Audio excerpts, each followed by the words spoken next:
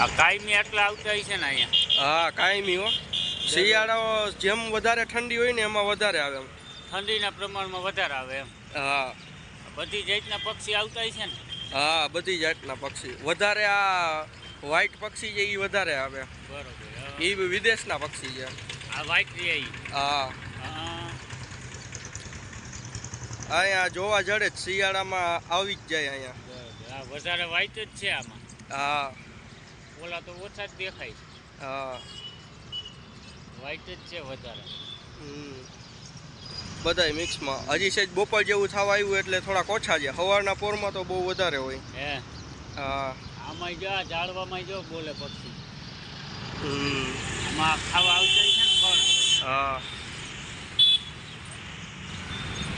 એમાંય બેઠા જો કેટલાય.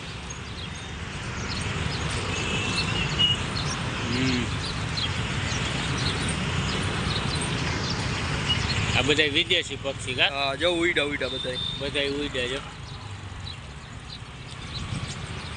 જોઈ લે.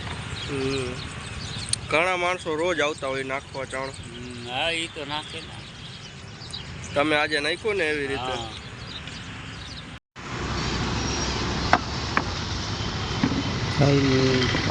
માણસો દરરોજ અહીંયા ચણ નાખવા આવતા હોય. જોઈ પારેવાને કબૂતરને કોઈ જાતનો ડર નથી. એમને ખાય છે. જે આમ સામી બાજુ નાખે છે બધા ચણ નાખે છે. બાજુ ફરતે રોડ છે. ત્યાંથી વાહન ચાલુ છે. જોઈ લે મિત્રો પારેવા ચણવાનું ચાલુ જ છે. બંધ નથી. હું નાખું જોઈ લે કાંહે ખાય છે. આ છોકરી માને નાખે છે. જોઈ લે મિત્રો પારેવા. જામનગરનું તળાવની પાર છે. હાલો મિત્રો, આજે જામનગર આ તળાવની પારે પક્ષીને ખવડાવવા માટેનું સબૂતરું છે. જોઈ લ્યો 100% પારેવા જ છે. બીજા પક્ષી તો ઓછા આવે છે. જોઈ લ્યો આ મિત્રો,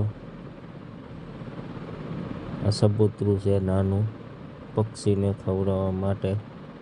જોઈ લ્યો આ રહ્યું. ધરાઈને બેઠા છે જારી માથે. 2-3 જાતના આવે છે. કાળા કબૂતર છે ને સફેદ ઓછા છે.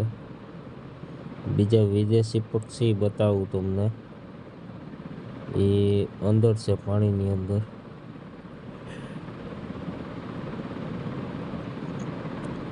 બારોબારથી જોવું જોઈએ. જોઈ લ્યો મિત્રો આ પારેવાનું ખવડાવવાનું.